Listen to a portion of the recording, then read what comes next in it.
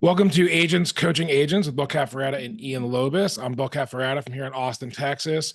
We got Ian on the road today, Baltimore guy, and today we're going to kind of take our conversations that we had this past week at Keller Williams Mega Camp to a different level. We're Ian and I are both Keller Williams agents.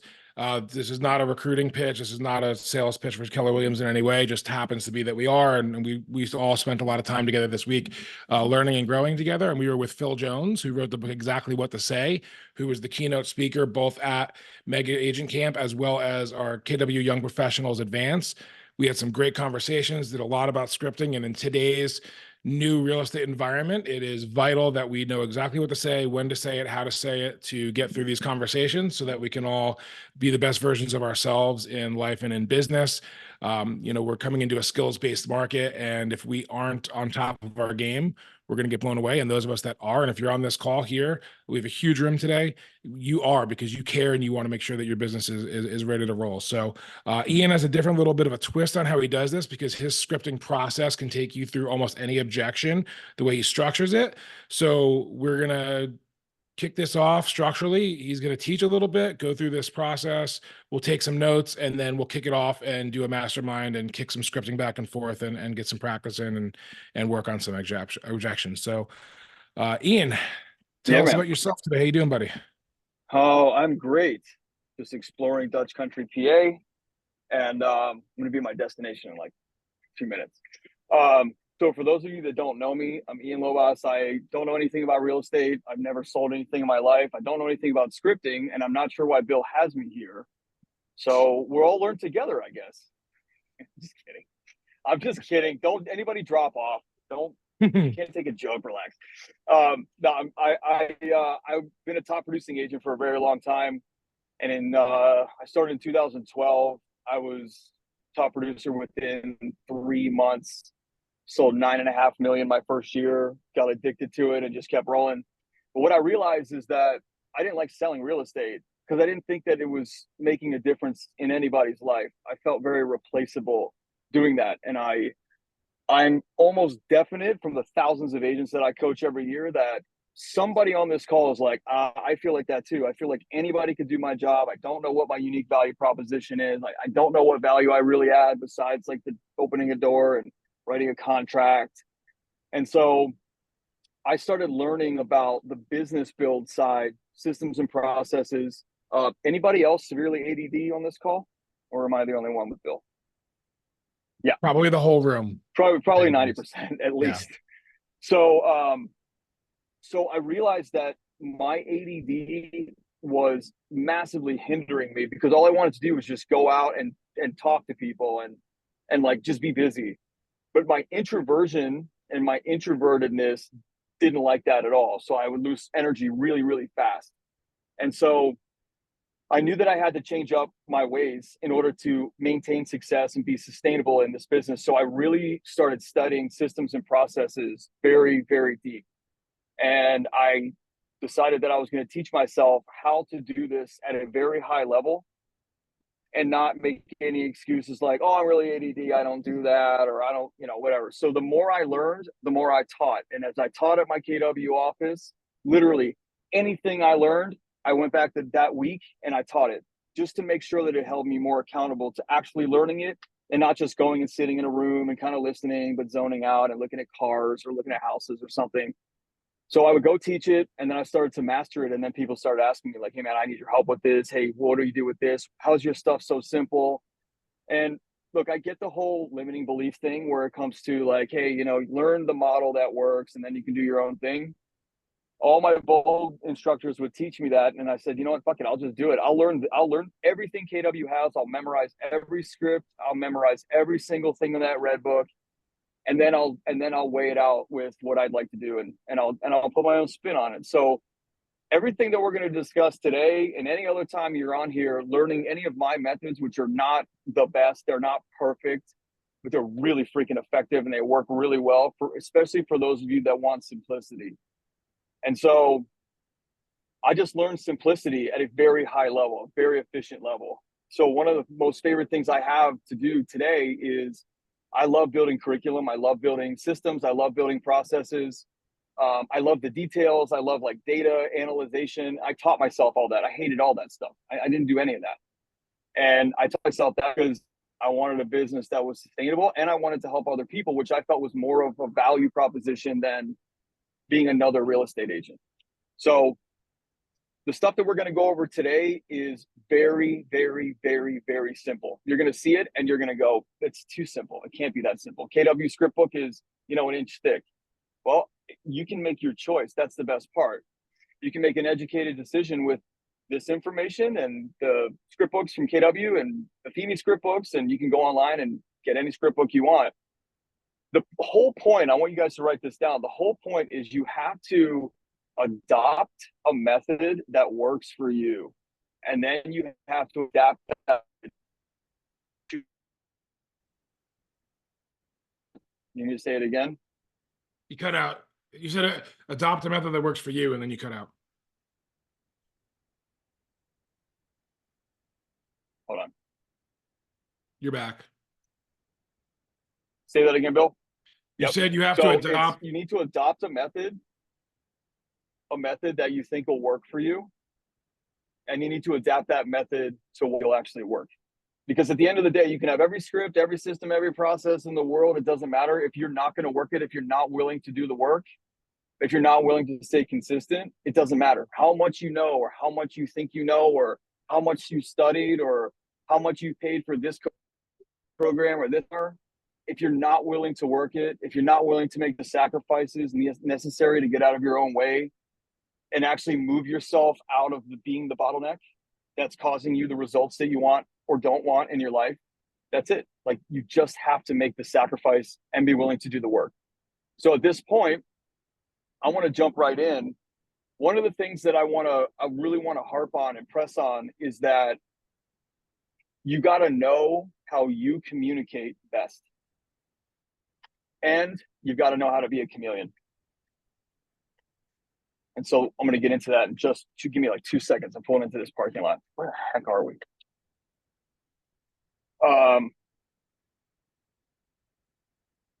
So number one, if you don't know your style, then you're going to be floundering all over the place with other people. It's just the only way that it's going to work. How many of you on this call, just show of hands, how many of you know your selling style or the type of people that you want to work with? So you can be like very direct, very pushy. You can be, you know, super info based and you know, all that stuff's great. The counter to that. It's exactly what we were talking about with Mikey before we started recording. Yeah. Yeah. I mean, if you go into a situation and you got the best scripts in the world and you have memorized those, but you are not tight on your style and you're not practiced, then you're going to flounder and it's going to hurt your confidence. So write this one down.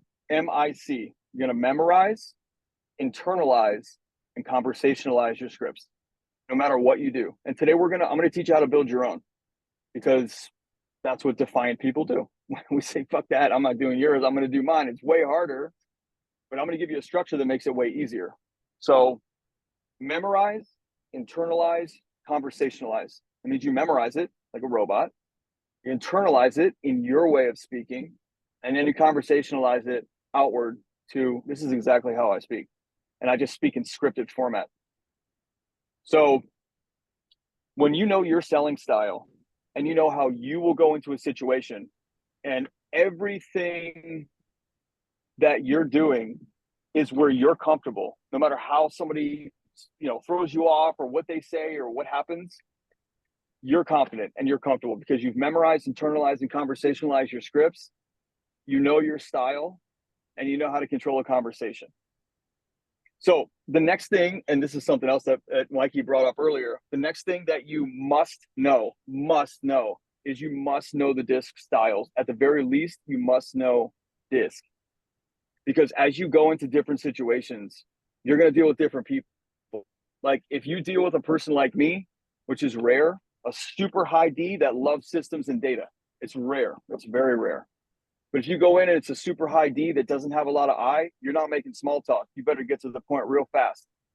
If you go in with a super high I and you're not that extroverted and you just don't know how to make conversation, you just want to get into it, you're going to lose traction and you're going to lose momentum because you're not building rapport, and that's all they want to do.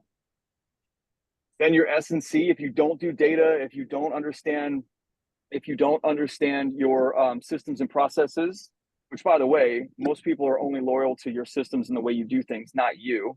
That's why teams grow so big, because we duplicate systems and processes. And then, that's S and C, super compliant, super systems based. So I felt that learning the disc was going to be one of my superpowers, and I know exactly what to say to each model. So on my, from lead generation to lead, when I get on that first call and I'm starting to ask questions to find out, should I spend my time on this person? Are they serious? Can I move this forward? I have a lead intake sheet, and I can send it to all of you, where I have the disc laid out and I start to circle different characteristics that these people have. So I know that once I move toward the appointment or they become a prospect, I know exactly how to deal with them from here out. I know exactly how to adapt my scripts to this style, because my style is very aggressive, very, very energetic, very intense. That's not going to fly with a lot of people. It's just not going to fly. So I have to be that chameleon, and I have to know how to get what I want while giving them what they want and the way they want it. Does that make sense? Okay, I'm going to stop there for just a second. Does anybody have any questions thus far?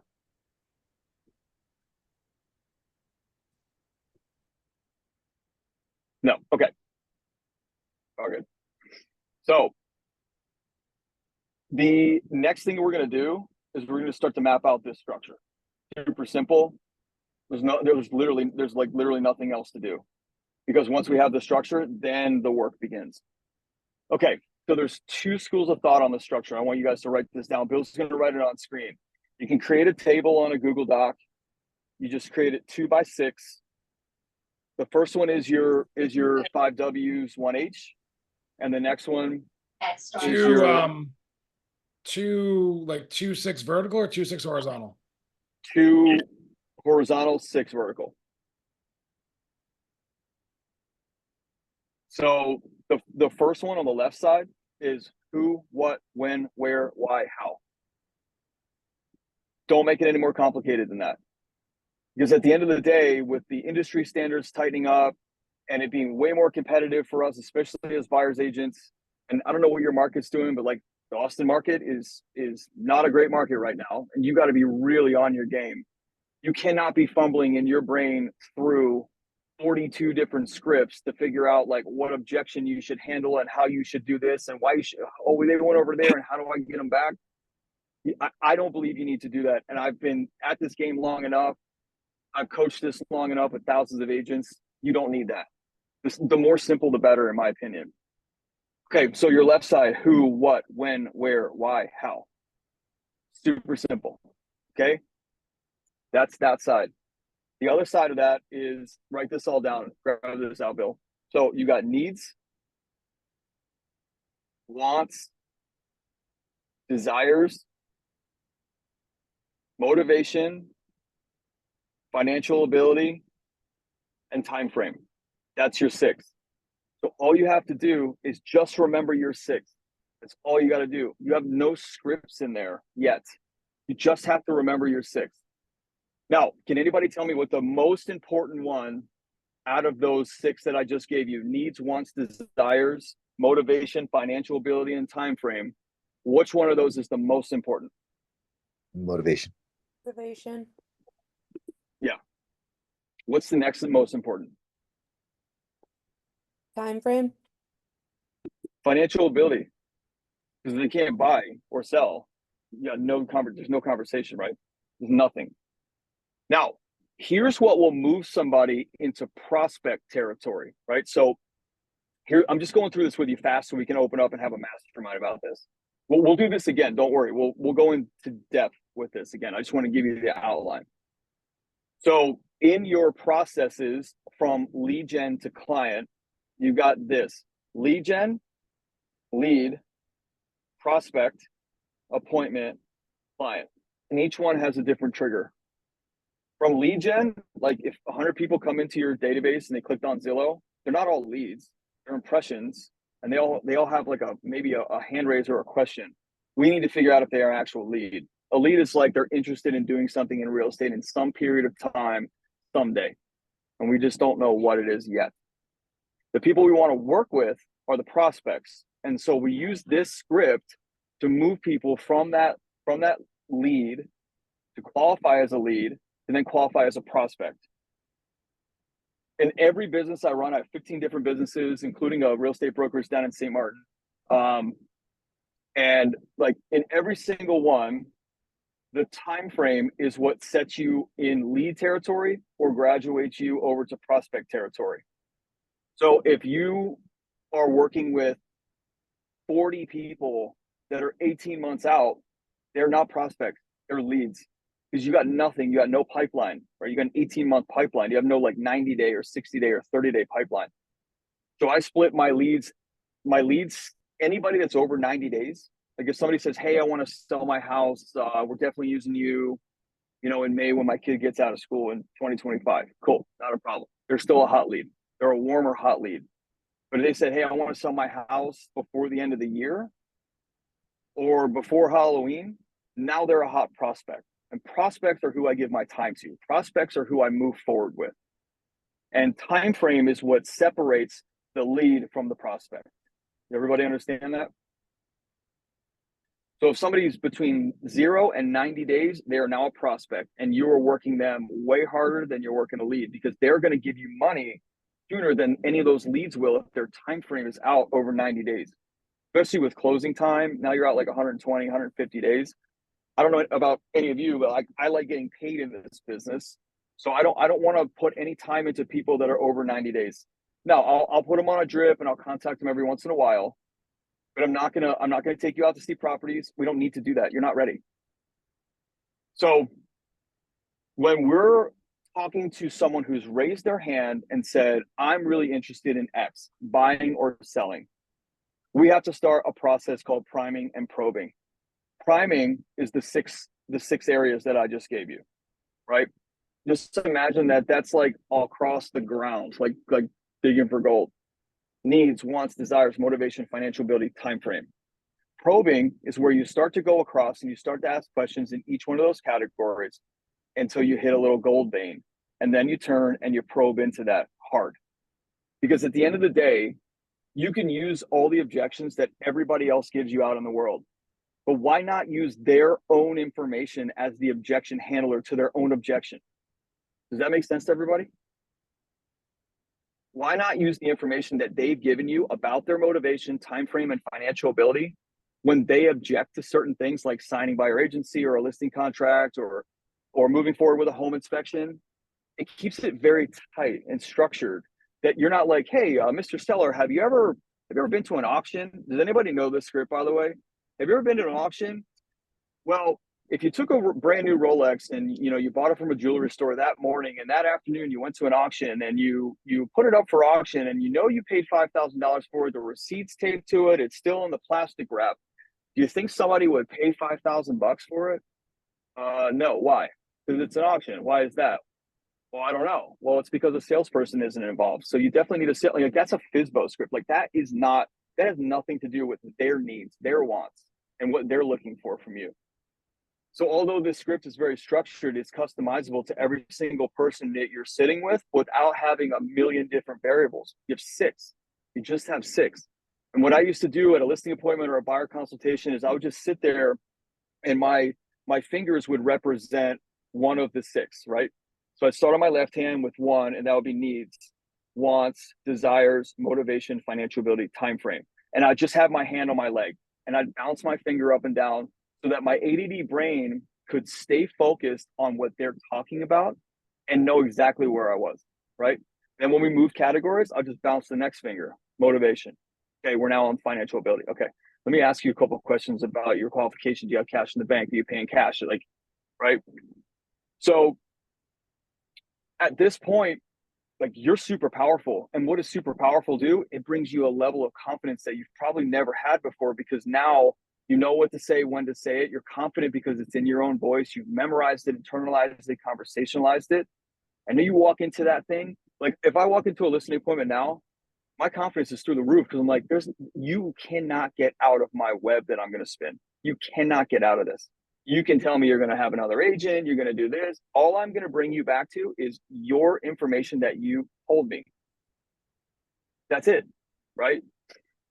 Now, are there times when other scripts will come into play? Sure, totally. Usually the commission or another agent, or I'm going to use the same agent that I used to buy the house, that I don't even know their name and I don't have their card, but that's fine. I'm going to use them because they clearly made an impression if you don't even remember their name. Very rarely do I have to go into any other scripts besides the ones that I've written for myself. So next piece is, how do you write these scripts for yourself? Well, for your homework, and we're going to get back on next Friday and do the same exact thing with you guys and your script books and whatever you come up with. And I'm going to help you build these things to like super powerhouse so that you walk into any listing or any buyer and you're like, they literally can't get around me. It's the best feeling in the world, knowing that you know what to say, when to say it, how to say it, because you know this disc model, and you like are excited about going to get listings, excited about talking to new buyers, excited about referrals coming in. Is anybody ever, I'm telling you, I know Bill has. Have you ever sabotaged a new lead, listing lead, buyer lead that's come in because you're like, I have no idea what to ask these people. I have no idea what to say. So I'm kind of like push it out a little bit more. Maybe I'll just like text them. I just don't know what to do. So I'm just going to like, maybe one day they're just going to call me and say, I had this dream. I've already signed your listing agreement. Please just come put your sign in my yard. Right? Does anybody have that fantasy? We've all had that. What's interesting is the confidence that I have today with scripting and understanding how to speak to certain people and how to mirror and match them comes from practice, right? Discipline comes from repetition. I can tell you right now that as a new agent, I cried in my car almost every day for the first year, and I was a top producer, fast.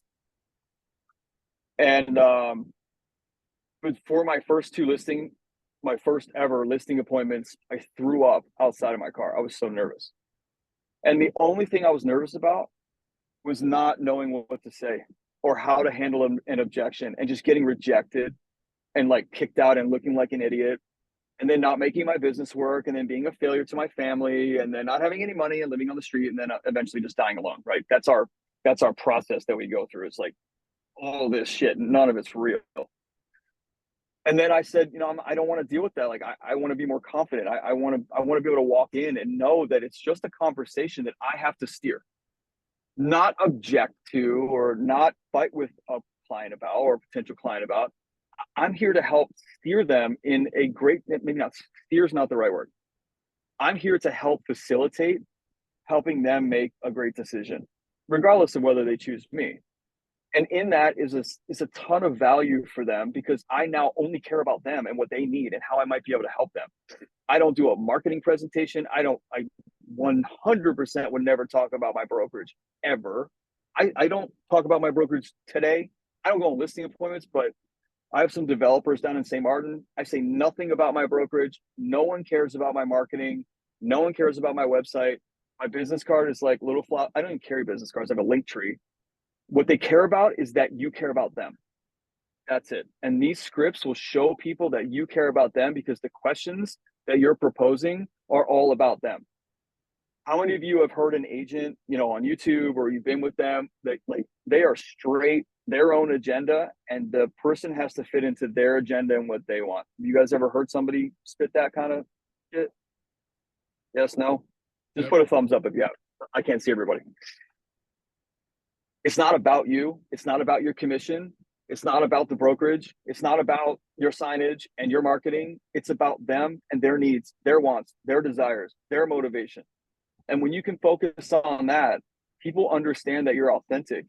And that's how you become irreplaceable. My coaching business is called the Irreplaceable Leader for a reason, because I was scared to death that I was just this replaceable agent that made no value in anybody's life, except I have a big mouth and I talk fast and I'm a little intense, and people are like, oh, he can hustle for me. That scared me. And it scared me enough to take action on it to build this kind of stuff and make it very simple so that I can stay focused on them. Because the natural occurrence, right? The natural result of you doing everything focused on the client is you're going to get paid and you're going to get a referral because they know you're working for them, period. Like my Airbnb business, we have 13 properties in St. Martin, soon to be 25. I tell my entire team, both in the Philippines and our team here in the US, nothing else matters. There is no compromise to a 5-star guest experience. No compromise. Your agenda, your needs, your illness, your kid's birthday, it doesn't matter. Get someone to cover you. The 5-star guest experience is the most important thing. Our needs come after that, and our needs are met when we meet their 5-star experience needs only. And if we fail, they get a free stay, period. That's my rule. If we don't hit 5 stars and they're writing raving reviews, we failed, and I'll give them their money back. And all my places are $1,000 a night plus. So I'm going to chill right there. I just spit a lot of stuff at you in 30 minutes. Anybody feeling nervous, anxious, want to punch me, yell at me, praise me, whatever you want to do, just let's roll. Let's have a back and forth conversation and start building out this script book for you. I actually want to acknowledge what you said about making it about the person. I lost my voice this week, y'all, Yeah. but it was so much fun. So good to see all of you. Anyways, so my thing that I really realized when we started the scripting group chat was that we all kind of get defensive instead of bringing it back to their why. So I completely agree with just trying to figure, bringing it back to their why and not making it about you. Kudos to that. Yeah, I mean, thank you. That's the, for those of you that heard the saying commission breath, they smell your desperation. And most people feel awkward about firing like a family member or a friend or somebody that a friend recommended. I don't want someone to work with me because they feel obligated. I want them to want to work with me. I want them to have a great experience and think about me and my team or my admin or whatever as someone who really cared about them and really helped them and made it all about them. And so what we have here are a couple different shifts, right? One is the shift in mindset. The shift in mindset is not about you. No one gives a shit about you. Get through it, right? Get over it. They care about you when they know you care about them. And it's I'm not being derogatory. I'm just saying, shift your mindset from, well, what about me, to what about them? It's all about them. And you work on the what about me. My other side of my business is all personal growth and development, which we're going to bring onto this platform probably next month. But you fill your cup. Your clients don't fill your cup. You should be filling your cup. And your job is to make it all about them. So there's a mindset shift. There's a behavioral shift, which then comes with a habit shift, right? The behavioral shift is now you're going to start doing something different, taking different action. The habit shift is maybe you're practicing scripts 20 minutes a day, but for real, your scripts, or you're writing your scripts out, or you're recording your scripts and watching yourself back, which is massively awkward, but you can watch your body language. And now you know what you look like. So for anybody that's self-conscious, which is probably everybody on this call in some capacity, when you watch yourself spit in these scripts, you now know what people see. And if you want to be at the top of your game, an absolute professional, and we're going to do $8 million this year in sales. I haven't sold real estate since 2021. Just in my Baltimore business, it's all referral because people know how much we care about them. And so you have a mindset shift, a behavioral shift, which leads to a habit shift. The habit shift is you got to be a pro. You got to be top of your game. Your professional development has to be up, up, up. And so if you're practicing your scripts daily, then it shows. It will absolutely show, not only to your clients, but inside of you. You'll feel that practice. You'll feel that confidence that you have. And it's just a really amazing feeling to know that you are mastering your craft. You're not just an agent. You're a professional. You're helping people, and your education of yourself is a crucial element in that. And then I think the other thing that will be shifting is your language and the type of language that you use. Instead of a language like Amanda was talking about, instead of a language of potential scarcity or defensiveness, the language that you use is all about curiosity for somebody else. It's all about like, man, I'm so curious as to why you guys are moving. I'm so curious to find out more about your situation and how I might be able to help you. Like, I'm so excited to see you guys tomorrow at 4 p.m. And I think that shift from it's about me to how can I find out more about you is just a winning attitude, a winning language pattern. Hopefully you guys wrote those down. Let's practice some of this. What are some objections? Yeah. What are some objections that y'all are looking to try to overcome? And let's spit it back and forth and go. Who has an objection we can overcome?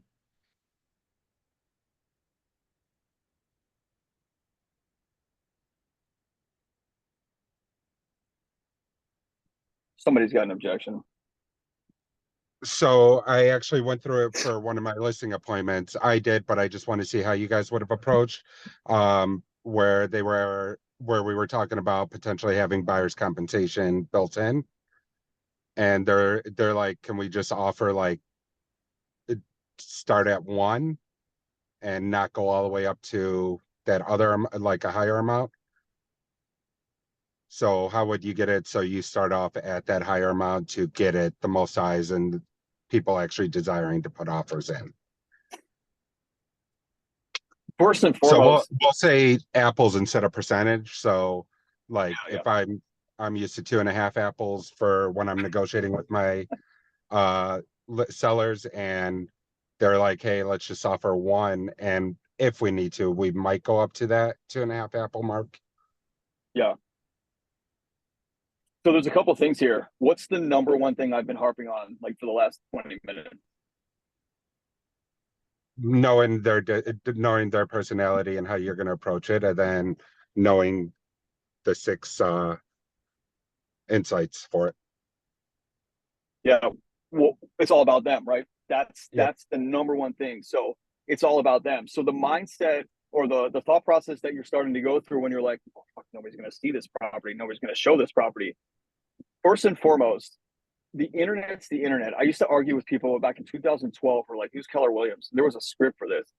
And I'm like, listen, nobody cares about Keller Williams. Nobody cares about Coldwell Banker. The internet's the internet, and the MLS gets picked up by every single website out there.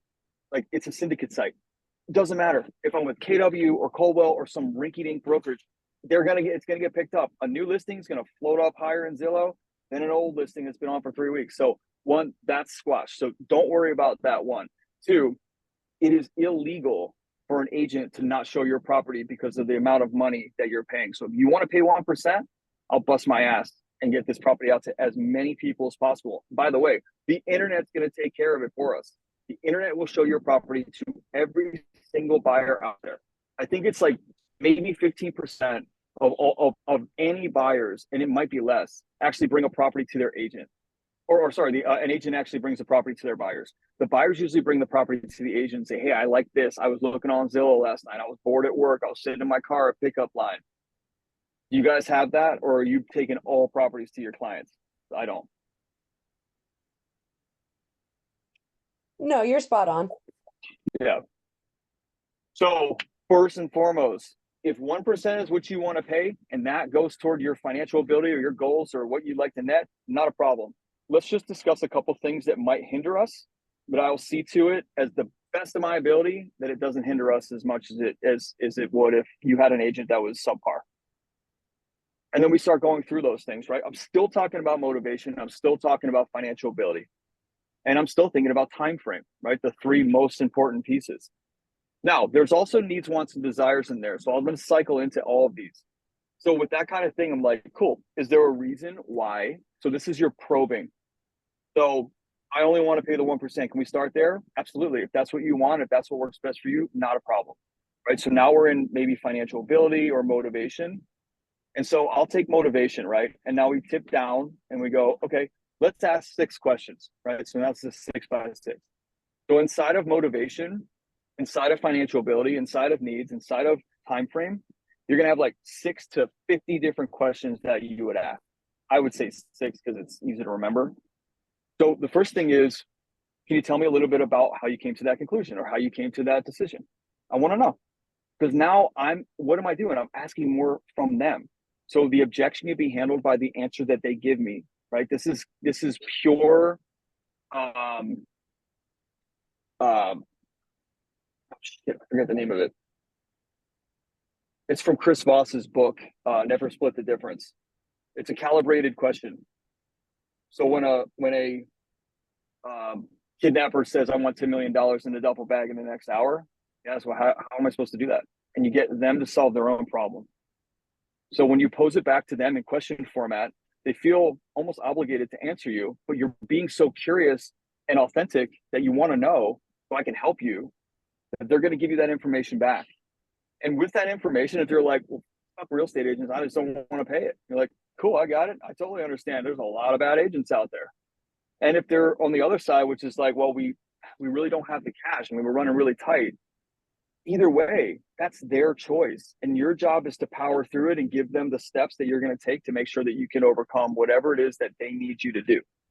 So I would just have that conversation in question format. I would ask 6 questions to understand them completely within motivation, within financial ability, and within time frame. Because motivation wise is like, okay, tell me a little bit how you made that decision. Okay, cool. Financial ability is like, where are we at with the mortgage again? So you said you owe about $350. Is that super accurate? Because the house is worth $550, so we've got a pretty big spread.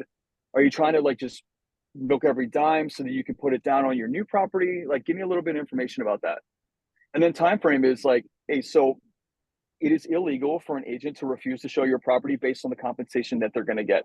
Standards, right? But in the event that agents are still doing, immature and illegal activity because they haven't gotten used to this new ruling yet from NAR, it might hinder our showings. Are you okay with that if it takes a little bit more time? Yeah, I'm okay with that. How much more time do you think? I mean, it could, I don't know. It's up in the air. It could be a week. It could be a month. It could be 2 months. Now, here's where I spin it back to their motivation. You said you wanted to be in North Carolina by the start of the school year to make sure that your kids are well acclimated. And the most important thing is that you're with your parents who are aging and you want your kids to have that relationship. So if the 1% is the best option for you and you are okay with it not getting you to your goal of being down in North Carolina by the time your kids go to school so they can be well, assimilated in and spending the most time with your parents, then that is the best way to go. However, if you're not okay with that, I would suggest making a change, and we can talk about that together, right? That is a script. What I just said right there is 100% a script that I wrote for myself, but it's just MIC. Did everybody kind of notice that? Yes, and this is exactly the approach we take, Mikey. Like, he's validating all of it. It's just a little bit different. So figure I do script practice between my coaching clients and the agents on the team every day. Yeah. And so it was just because I'm a high D naturally. And so for me, the approach was just a little bit different in the beginning. Cool. I'm curious what got you to 1%. I'm curious what's important to you about 1%. And then they give you their answer. Yeah. And ultimately, well, the way I see it, we really have 3 options here. Either we offer some compensation, we offer all of the compensation, or we offer none of the compensation. So let's walk through each scenario and see what result it gets us to and which one you think would be the best for your home. And so it's essentially what you did. I just did it a lot faster. And so you're validating everything. I don't know how you did it, Mike, but that is literally how we do it. Yeah. Yeah. And you can give them options, just like if they don't want to do work, want to do a little work, or want to go fully rehab the house. Like, you can give them an A, B, and C option. You just have to know what your style is, right? So Amanda's style is a tad bit different, but we're going down the same path. We're just like walking a foot apart. So you just, the most important thing is when you get an objection like that could shut you down or could shut down the whole forward progression, you got to know how to move into that really fast. And you got to be practiced so that you can go, like Amanda just did, like roll through that really fast. Like, okay, here. Let's make this decision together. Which one do you want? Which one works best for you? That's her style. That's the beauty. That's the beauty of the internalizing and conversationalizing, because y'all are starting in the same spot and ending in the same spot, but your journey to get there is a little bit different due to your personality and what has or has not worked with you in the past. So another thing for me that's a is really important piece. another thing for me is depending on what type of home that I'm selling and who I'm having that conversation with. Because if it's a high-end home, it's going to be a little bit different conversation because those buyers can potentially afford to pay their brokers. Versus if we're looking at a house that would typically be first-time homeowners VA coming through, that's a completely different conversation of whether or not those buyers are going to be able to afford to pay their brokers and what that does to how many people may or may not then come through the home. And there's that. Yeah. And then also I've been using the market conversation in the same aspect where we're in a market where we are now, where it's difficult to sell a home. It's very advantageous for us to offer a compensation and offer it up front. Maybe we don't offer it opening weekend. And the conversation there is, you know, we are open to a compensation depending upon the terms of your offer. I just don't know what's in their buyer rep. They may ask for 2, they may ask for 3, but in the market, if we get back to, you know, Austin is way down, but if we get back to where we were in 2021, 2022, and we're getting 17 to 22 offers on every single listing, my sellers will not be paying a compensation, but that's a moving target as well. So, you know, price range of the home versus, you know, lower with a VA or a first time and the higher one. And then the market itself is a big whirlwind there. So how can we frame that as a question to or from the client? So one, make sure that everybody's dropping some really amazing examples here. Make sure that you, like, if obviously it's what I did, but like, if it were me, what I would suggest to you is roll through, put them down, put the 6 down on your Google Doc or on your journal, and start to write these questions under the appropriate category. These are in motivation. These are in time frame. These are in financial ability. So now you can start building your script book. So I would suggest that you have 6 questions under each. So you have 36 total questions. 36 questions that are completely memorized, internalized, and conversationalized makes you powerful. Now, you're the only one that knows the type of clients that you work with, and you're the only one that really knows your style. So like Jill's or Bill's or Amanda's work for them, but will they work for you? Who knows until you try it. It might come off really natural. It might not. You got to take all this different information. The thing is, in my opinion, everything that we do is formulaic and measurable. So the script being 6 categories only, and needs, wants, desires is all like pretty much the same things, just different degrees. That's what gives you the confidence and the brain space to be able to go much deeper than having to remember like 40 different scripts. And now, oh my God, now the NAR thing came out. Now I got to remember like all these 16 new scripts. No, you just have to come up with some questions that you think your clients are going to ask or some objections they might have for you. And you just have to be really confident and comfortable working through those with them or working them through them. So however it works for you is best. One thing that I found really powerful, I learned this from Ray Frazier out in San Diego, is in having these conversations, needs, wants, desires, motivation, specifically, is that he'll have this on an intake with a buyer, and this is where they're at and what it is. And then whenever he goes through this, he'll ask, like, what are your 3 to 5 non-negotiables? Like, it has to have a 2-car garage, whatever it is.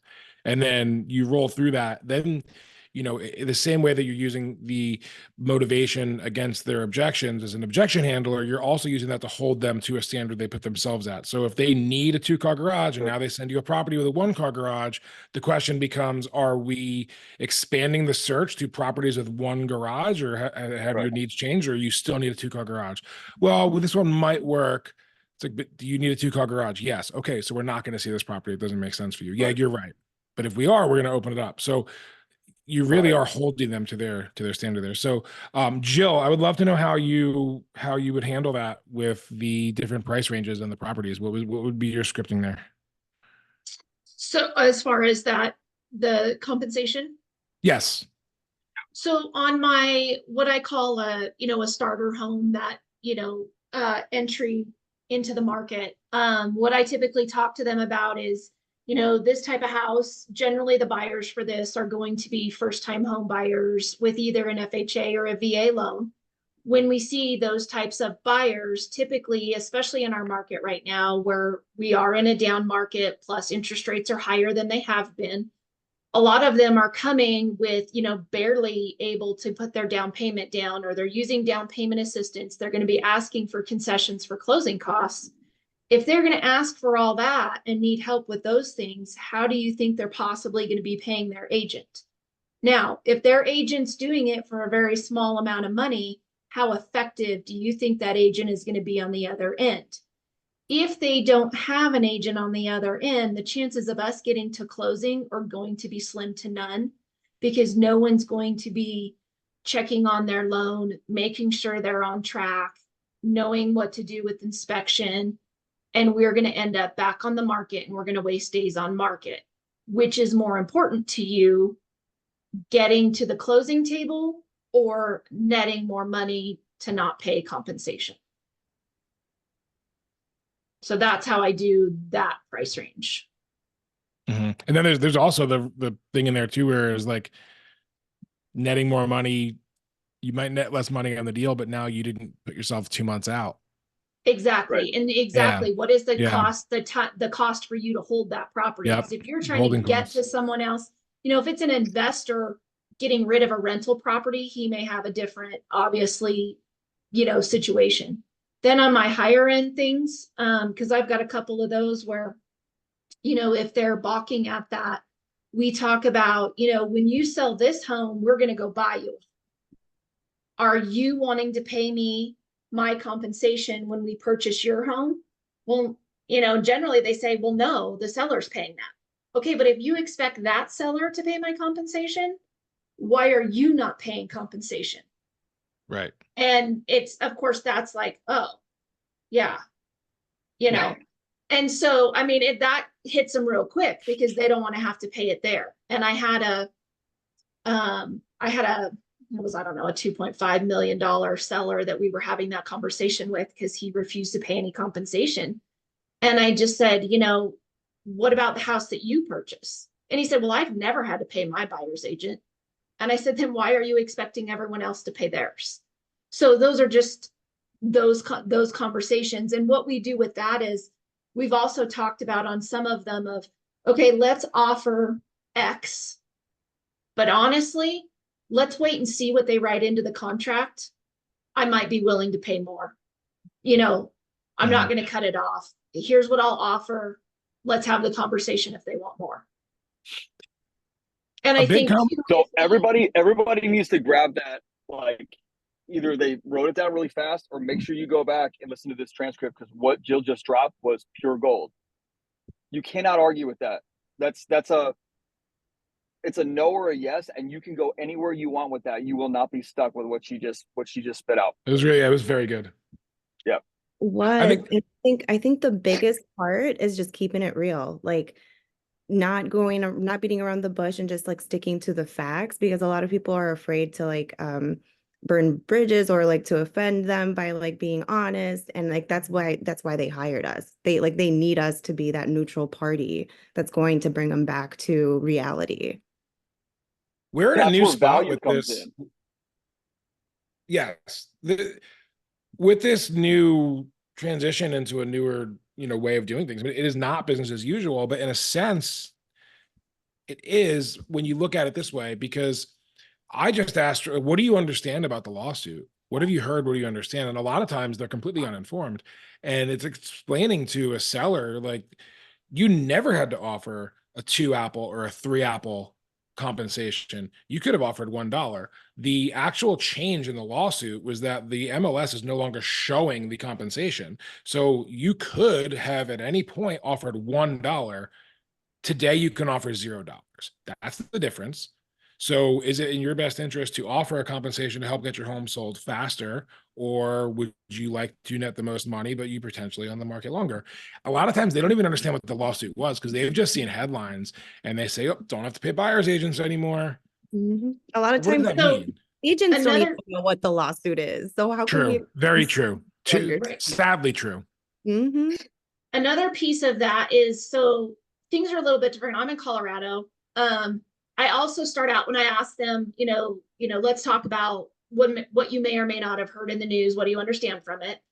Most of them either don't know what I'm talking about, or what they've heard is what those crazy headlines we see, in the media that aren't even true.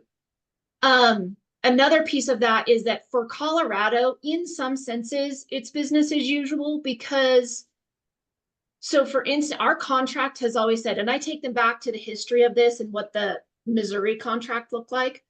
In Colorado, our contract has always said, I charge X. And of that, I am paying a buyer's agent Y. Right. Mhm. It's part of my marketing to pay the buyer's agent because I can list your property, but I am working with maybe 10 buyers right now and your place fits maybe one of them. But the guy down the street, he's got 20 buyers and this guy has 30 and this one has 2 and I want them all to come and it's going to benefit us. That's part of my marketing is to pay them to bring their buyers into your property. So the other piece is we started out with that whole, here's what I charge, and then what do you want to pay the buyers? We have also started flipping that into, we charge X. And of that X, our brokerage is going to pay that buyer's agent Y. Are you okay with that? Here's why we do it. They never say no. Mm-hmm. So that's how our contract has always read. So for, I don't know anybody else's, but for us, it's an easy transition because it's no different than what our contract has always said. Is Colorado a buyer agency state? Were you always getting buyer representation? Yes. No dual agency here. Same with Texas. Yeah. Yeah. I think that's going to roll for the next like year and a half until the consumer gets much smarter with accurate data instead of like sensationalized news about this lawsuit, and they realize and the industry trims out the agents that are afraid to ask for compensation from the buyer and actually have to bring serious value. I have this conversation with agents all the time in California when I was running the KW in Beverly Hills out there, the coaching programs. Nobody got buyer agency signed, and the sellers really paid like 0.5% to 1% sometimes, not even. Now, way higher price point, but like when sellers catch wind that they know what they're talking about, that they do not have to do this whole, I pay the agent and then the agent can split it with the buyer, that it's like me and my agent and that agent and their buyer, or me and my client and them and their client. I think it's going to change the game and it's going to change the scripts. It's going to knock a lot of agents out of business. But a lot of the agents that are going to stay are going to thrive because they have like really dialed in scripts, really great value propositions, and they understand how to give the person the option and advise them and educate them on their options, which is like the gist of that lawsuit. They didn't know they had an option. Right. But I can tell you right now, I sold my house in 2021. Although I'm an agent, I didn't pay buyer compensation. It said 0 on there. I had people lined up down the street within the first hour because my property was amazing and I marketed it amazing.